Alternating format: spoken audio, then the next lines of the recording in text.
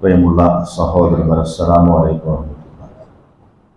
ഇമാം തിർമിദി ഉദ്ധരിച്ച ഹദീസ്, റസൂലുള്ളാഹി സ്വല്ലല്ലാഹു അലൈഹി വസല്ലമ പറഞ്ഞു, അൽ കയ്യിസു മൻ ദാന നഫ്സഹു വഅമില ലിമാ ബഅദൽ മൗത്ത് വൽ ആജിസു മൻ അത്ബഅ നഫ്സഹു ഹവാ വതമന്ന അലല്ലാഹി.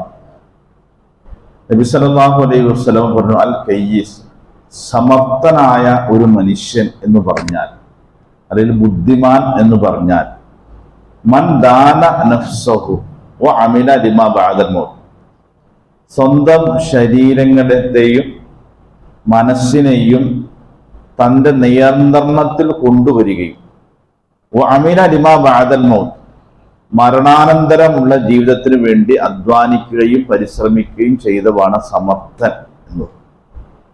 അപ്പൊ നമ്മുടെ ഭാഷയിലൊക്കെ ഈ ബുദ്ധിയുള്ളവർ എന്ന് നമ്മൾ പറയുമ്പോൾ നമുക്കൊരു മാനദണ്ഡം ഉണ്ടല്ലോ, നല്ല ബുദ്ധിയുള്ള ആള് എന്ന് പറയുമ്പോൾ നമ്മൾ കാണുന്ന ഒരു മാനദണ്ഡം ഉണ്ടല്ലോ. നബി പറഞ്ഞ മാനദണ്ഡം അങ്ങനെയല്ല. സമർത്ഥനായ മനുഷ്യൻ അല്ലെങ്കിൽ ബുദ്ധിയുള്ള മനുഷ്യൻ എന്ന് പറഞ്ഞാൽ അവന്റെ രണ്ട് അടയാളങ്ങൾ: അവന്റെ ശരീരവും അവന്റെ ഇച്ഛകളും അവന്റെ കയ്യിലാണ്, അവന്റെ നിയന്ത്രണത്തിലാണ്. അപ്പൊ സ്വന്തം ശരീരത്തെയും സ്വന്തം ആഗ്രഹങ്ങളെ ഇച്ഛകളെ നിയന്ത്രിക്കുക. രണ്ടാമത്തെ സ്റ്റെപ്പ് അമില ലിമാ ബഅദൽ മൗത്തി, മരണത്തിന് ശേഷമുള്ള ജീവിതത്തിന് വേണ്ടി അധ്വാനിക്കുക. അപ്പൊ മുഴുവൻ അധ്വാനവും അയാൾക്ക് മരണാനന്തര ജീവിതത്തിലേക്ക് വേണ്ടിയുള്ള മുഴുവൻ അധ്വാനം അയാൾ ഇവിടെ അധ്വാനിച്ചുകൊണ്ടിരിക്കും. നേരെ മുന്നേ ദുനിയാവ്, ഇച്ഛകളുടെ ആഗ്രഹങ്ങളുടെ പിന്നാലെ പോയ ദുനിയാവിന് വേണ്ടി മാത്രം അധ്വാനിക്കാൻ സമയം ഉണ്ടാവും. ഇനി രണ്ടാമത് നബി പറയണ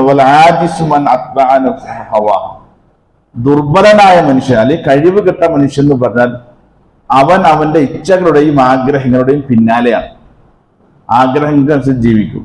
എന്നിട്ട് തമന്ന ആരല്ല, എന്റെ അള്ളാഹുവിന്റെ പേരിൽ കുറെ സ്വപ്നങ്ങളുമായി നടക്കാം. എന്നെ സ്വപ്നം, ഞാൻ അങ്ങനെയൊക്കെ ചെയ്യുന്നുണ്ടല്ലോ, ഏതായാലും പോവും, ബാക്കിയുള്ളവരൊക്കെ ഉണ്ടല്ലോ, അപ്പൊ ഞാൻ ഏതായാലും സ്വർഗത്തിൽ പോകും, എനിക്ക് ആ കാരുണ്യം കിട്ടും, എനിക്ക് ഇത് കിട്ടും, അത് ചെയ്യുന്നുണ്ട്, ഇത് ചെയ്യും. ഇങ്ങനെ കുറെ സ്വപ്നങ്ങൾ, വ്യാമോഹങ്ങളായി ഒരിക്കലും നടക്കാത്ത, ഉപകാരപ്പെടാത്ത കുറെ സ്വപ്നങ്ങളുടെ പിന്നാലെ നടക്കുകയാണ്. നമ്മളും പലപ്പോഴും ആ സ്വപ്നങ്ങളുടെയും ആഗ്രഹങ്ങളുടെയൊക്കെ പിന്നാലെയാണ്. അന്ന് അങ്ങനെയൊക്കെ ചെയ്യും, അന്ന് കാരുണ്യവാനാണല്ലോ, അപ്പൊ അവിടുത്തെ കാരുണ്യം കിട്ടാൻ സാധ്യതയുണ്ട് എന്ന് കുറെ സ്വപ്നങ്ങളുമായി നടക്കുകയാണ്. പിന്നെ ആദ്യം പറഞ്ഞത് ഒട്ടും നമ്മുടെ ഭാഗത്തു നിന്ന് വരുന്നില്ല എന്നർത്ഥം.